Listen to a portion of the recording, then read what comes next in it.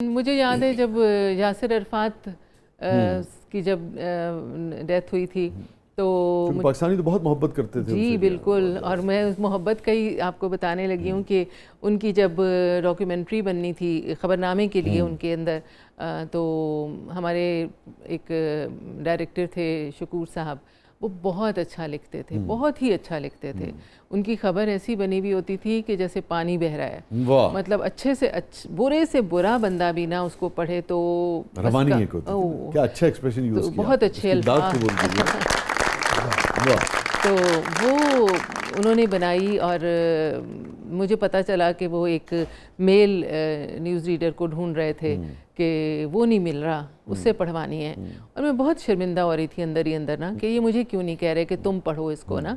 तो बहरहाल वो किस्मत मेरी ही थी, वो साहब नहीं मिले और उन्होंने कहा अच्छा इशरत फातिमा को बुलाओ। खबर खालिद हमीद थे? नहीं, खालिद तो जा चुके थे उस ज़माने में। खालिद जा चुके थे जी, मसरूर काज़मी साहब थे। तो वैसे भी उन लोगों को ना, ये शिकायतन कह रही हूँ, अक्सर होता है कि मेल की आवाज़ हो ना, तो पता नहीं औरत की आवाज़ में कोई दुख की खबर या कोई बड़ा कोई काम हो, जब प्रेसिडेंट या प्राइम मिनिस्टर ने आना होता है ना, तो जब वो अनाउंसमेंट होती थी कि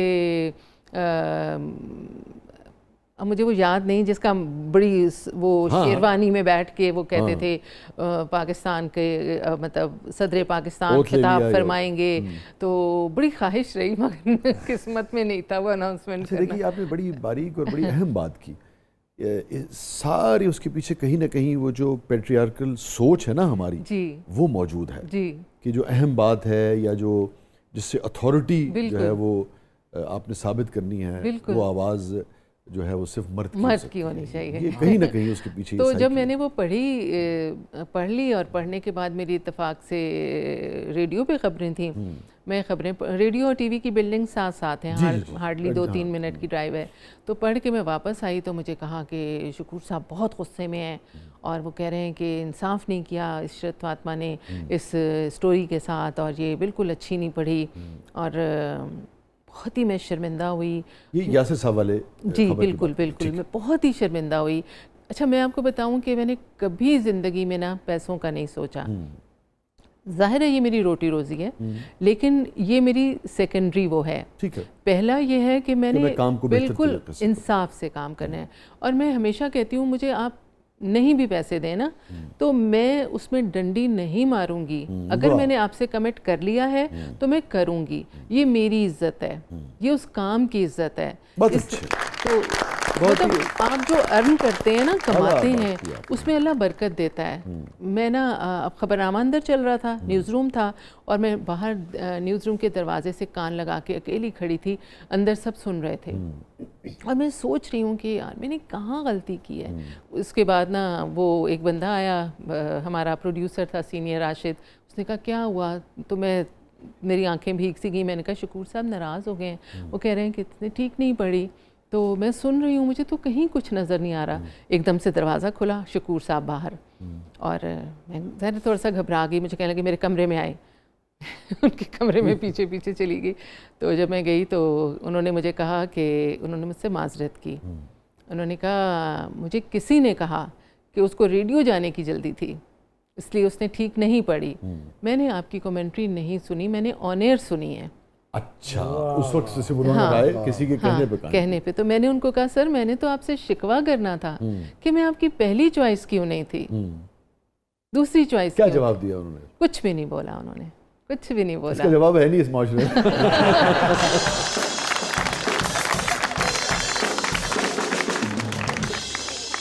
ये जो सोच है, ये जो फिक्र है, ये जो गुफ्तगू आपने की, मतलब अब तो मुद्दतें हो जाती हैं किसी से ये अल्फाज सुने हुए कि मेरा प्रोफेशन जो है वो मेरी प्रायोरिटी है, और ठीक है हम पैसे की बात जो है वो करेंगे मगर बाद में करेंगे, मुझे चाहिए अपना मुआवजा अपने प्रोफेशन का, अपने काम का, मगर वो सेकेंडरी है। असल चीज़ ये है कि जो मैं काम कर रहा हूँ वो मैं कैसे करूँगा, वो उसके असरात क्या होंगे, ये वो। आप क्या समझती हैं कि ये रवैया कम हो गया है माशरे में या उसी शद्दोमत से बरकरार है? जैसे नहीं, ये इतना कम हो गया है कि ना होने के बराबर है।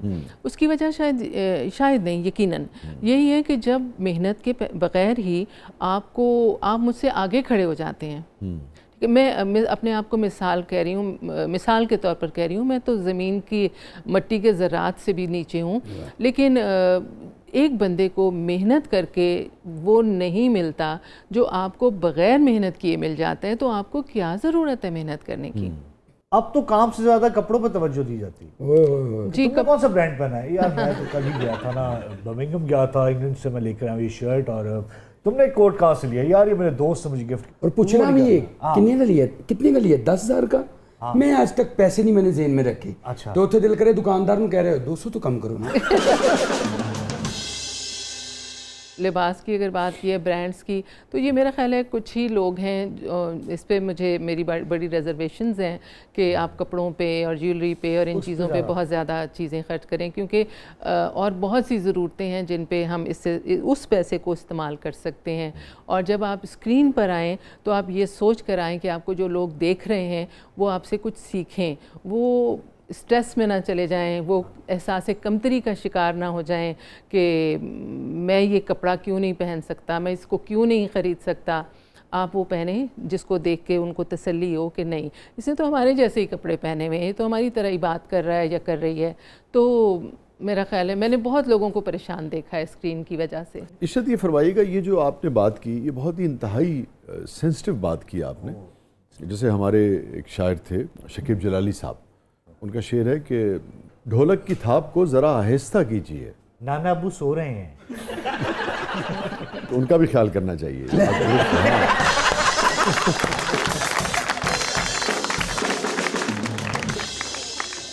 रहते हैं कुछ मलूल से चेहरे पड़ोस में, इतना न तेज कीजिए ढोलक की थाप। बहुत तो जी हाँ, और आप देखिए कि पूरा जो शकीब के लिए बहुत सारी तालियां, पूरी जो इस्लामिक फ़िलॉसफी है वो भी यही है कि आपके किसी काम से भी दिखावा जो है वो नहीं होना चाहिए, क्योंकि लोग उससे मुतासिर होते हैं और लोगों की ज़िंदगियाँ जो है डिस्टर्ब होती हैं अगर किसी के पास वो वसाइल नहीं है। और सच्ची बात यह है कि ख़ास तौर पे हमारे जैसे मुल्क में जिसमें 10 करोड़ से ज़्यादा लोग जो हैं इस वक्त वो तकरीबन ऑलमोस्ट 7-8-9 करोड़ से ज़्यादा गुर्बत की लकीर से नीचे जी रहे हैं। तो ये जो सेंसिटिविटी है ये आपके मिजाज का हिस्सा थी, या जब इंसान मुताला करता है, अपने इर्द गिर्द मुशाहिदा करता है, तो उसे एहसास होता है कि नहीं, अपने आप को सिंपल रखा जाए ताकि लोगों की ज़िंदगियाँ जो हैं वो किसी अजियत में मुब्तला ना हो, किसी दौड़ का शिकार ना हो। पता नहीं, लेकिन मैं समझती हूँ कि मेरे अम्मी और मेरे अब्बा जी का इसमें बहुत हाथ है। अम्मी अब्बा जी कहते थे कि जो तुम्हारे पास है ना, बस वही तुम्हारा अपना है। सुभान अल्लाह। फिर अम्मी कहती थी, हम क्वार्टर में रहते थे, अम्मी पढ़ाती थी, अब्बा जी मिनिस्ट्री ऑफ हेल्थ में थे, तो अब्बा जी की ड्यूटियां हमेशा मिनिस्टरों के साथ ही रखती थी, वो प्राइवेट सेक्रेटरी के तौर पर। गाड़ी आती थी अब्बा जी को लेने के लिए, ले जाने के लिए, हमें नहीं वो गाड़ी में कभी बैठने देते थे। हकीम सईद साहब एक दफ़ा हमारे घर आए, अब्बा जी उनके साथ भी थे, वो थे ना मिनिस्टर रहे कुछ अर्सा, तो वो हमारे घर आए तो वो छतें टपक रही थी, सरकारी घर था, तो हमने ना वो जगह जगह जहाँ टपकता था, कहीं कोई देगची रखी हुई, कहीं कुछ जो उसको करने के लिए ना, तो वो आए हमारे घर में और बैठ गए जिस तरह बैठते हैं। क्या बड़ा आदमी था बहुत। और फिर बड़ा मज़ा आया, बड़ी देर गप लगाते रहे वहाँ पर, और कहते हैं यार इसहाक, मैं तो हैरान हो गया हूँ, तुम मेरे सेक्रेटरी हो और तुम्हारा घर इतना सादा है।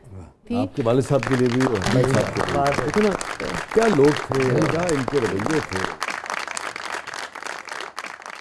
ये फरमाइए, 80s को 90s को आपने देखा, अब आप वालदा हैं और 2 आपके बच्चे हैं माशाल्लाह, 20 साल से ज़्यादा उनकी उम्रें हैं, वर्किंग वुमेन आप रहीं और हैं, थी भी और हैं भी, तो ज़िंदगी को आपने करीब से देखा। फिर यह है कि आप पढ़ती हैं, मुतालिया करती हैं। आप मैंने आपकी भी बहुत किताबें पढ़ी हैं। सॉरी मैंने आपकी बात काट दी।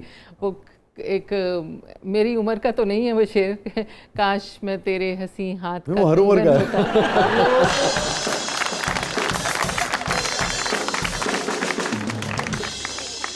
अच्छा, मेरे लिए बड़ी खुशी का मकाम है कि आप जैसी जो यानी कि अपने शोबे की, हम तो लेजेंड मानते जी आप लोगों को, तो मेरे लिए बहुत ऑनर है कि आपने भी यानी कि नहीं, मैंने आपको माशाल्लाह बहुत पढ़ा है, बड़ी इज्जत भाई, मेरे लिए तो बहुत खुशी का मकाम है, बहुत नवाजिश।